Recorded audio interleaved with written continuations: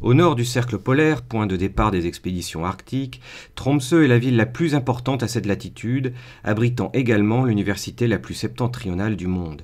Si vous descendez du bateau et vous n'avez que quelques heures, vous commencerez par enjamber l'immense pont qui surplombe la ville pour rejoindre la cathédrale arctique, qui se dessine particulièrement au jour tombé.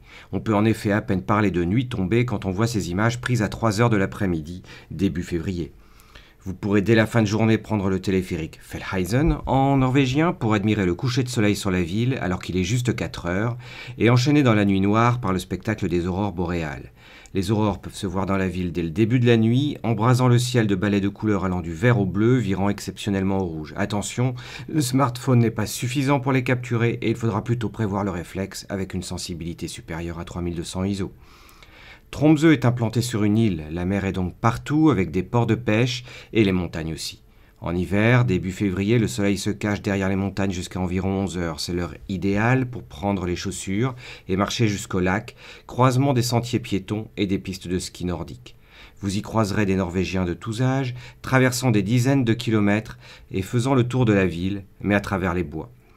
La caractéristique de Tromsø repose sans doute sur cette fusion de la ville et de la nature.